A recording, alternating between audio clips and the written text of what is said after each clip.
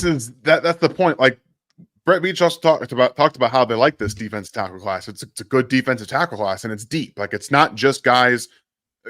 When I say deep, they're role player deep. Okay, so it's not guys you're going to have that all around game. Like there's going to be a lot of Derek Notties on day 3. Like there's a ton of them you can just plug and play. Tyler Davis out of Clemson is one of those guys that's a really good run defender. He's not giving you a ton of upside as a pass rusher. I've said this so many times on shows the last couple of weeks.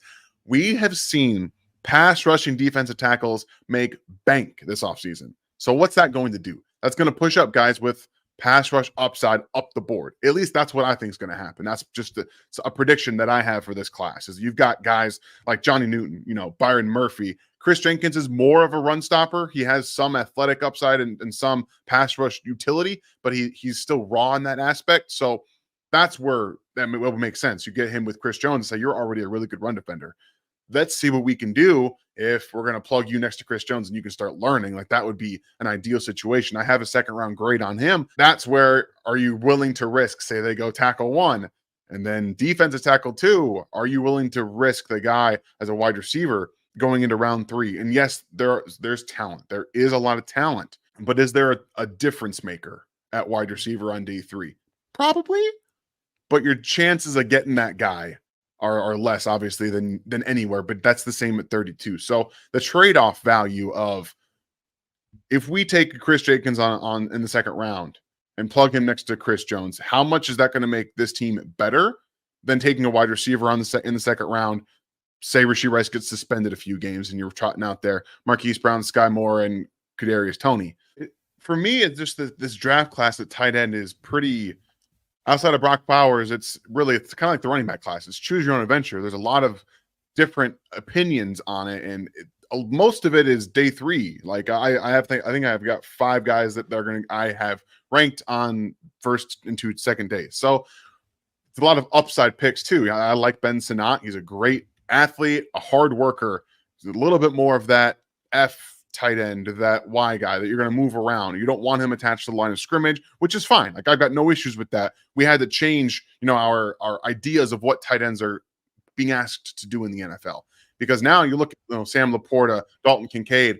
They're not inline tight ends, but you move them before the snap. You get them on better angles to use their power. They can now motion right before the snap, and then you can kind of get them blocking down on a defensive end in motion. Like you can use that to your advantage. So it's not always just you put your hand in the dirt, you go block this defensive end. No, we're going to make it a little bit easier for you. And that's what we're seeing right now is the NFL is changing with that idea. So you get guys like Eric All, Theo Johnson. I think Cade Stover is already a pretty good blocker. This class, for me, in the first 4 picks, I think that it's more of a luxury because I personally believe that Travis Kelce is going to play 2 or 3 more years. I think that I also love what Noah Gray does as your tight end too. I think he's exactly what you want from a tight end too. You've got multiple types of big, either ex quarterbacks or wide receivers that are really big. Johnny Wilson, like maybe you get away with drafting them and trying to convert them like they did with Jody Fortson. I even think that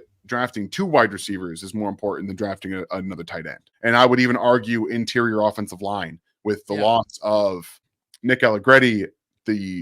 I know they're all rumors at this point because people started on Twitter, but this is the last contract year for Trey Smith. Trey Smith, his last year too. What are they going to do at interior after, let's just say Creed Humphrey, is your center. All right, fine. Maybe Joe Thuney, I'm going to go ahead and do this really fast, guys. Just follow along with me. Knock on wood. These guys get hurt, right? If they don't have anybody else, that's Nick Allegretti. Nick Allegretti was more important to this roster than I think most fans understand. Oh, yeah. Him being able to come in and win a Super Bowl with him playing left tackle for you, there aren't those guys on the roster anymore. They're not there. That's where I'm starting to think, well, maybe next year if Trey Smith's not in Kansas City and they don't have a 6th offensive lineman that's their swing interior guy, that this becomes more important now too with one of those day 3 picks. I get there's not another tight end if Travis Kelce, starts to play exactly like he did last year. I attribute that more to the injury. I think you guys would probably agree with that. Brendan Rice I have him just in the 4th round. So like you could argue him in the 3rd round, and it's funny how people think that they're missing that type of player when Demarcus Robinson, all he did was complain about him, right? It's almost the exact kind of player. He's going to play on the outside. He's physical. He doesn't drop anything. He's going to block for you. Oh, that's really weird that he's now, Demarcus Robinson signs a contract. He balls out with the Ravens. He balls out last year with the Rams. And everyone's like, he stopped running backwards. He was awesome. I know. I know. It's funny though. It's just, you miss them when they're gone. Right. Yeah, and when you have when you have a year like last year where the Chiefs are just like, well, do we have something here to play at wide receiver? We'll just kind of go through anything. Demarcus Robinson would have been really nice to have last year. And I think that Brendan Rice fills that role with a lot more physical red zone upside. I think that he is a dominant physical player and he will draw penalties. Like that's what I think he's a power forward at wide receiver. You put him in the slot, you just say, run through that guy. And he's going to do that. Like he's max energy effort kind of guy. And I actually just released Javon Baker's film room on RGR on Wednesday, and I'm a big fan of Javon Baker. I love what he does, and I think I've got him in the second round. He's my wide receiver 10. Like it's funny, I would have him a lot higher, but this is such a stacked wide receiver room that class that he's there for me in the second round, and I'm just like, yeah. That's tough because I'd love to have him near the top of the second round and flirting with that first round type of play. If just some of the things off field and some of the speed stuff. Like he's not a really fast guy. He's not, and it brings down his ability to stretch the field in the NFL. In my opinion, that's why I liken him more to Amon-Ra St. Brown. I think that's what he could be in the NFL. Oh man, I've been finding myself drafting him a lot in the third round. Like if he's there, I'm just like, oh, if I have to pivot early. It's because he brings 5 position flexibility. And specifically, we heard Brett Veach say that flexibility is important to them for offensive linemen.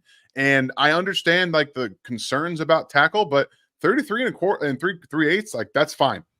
You're good. And he's got the technical ability to play. Like it's not just like he's bad because of his arms. He's got power in his hands, great athletic ability to get to his spot before rushers do. So I have him as an interior offensive lineman as well, but it would not shock me if he was a guy that turns into what Joe Thuney is, like where he's an elite level interior offensive lineman. But if you need someone to start, you are not worried about him playing tackle because he'll be just fine. And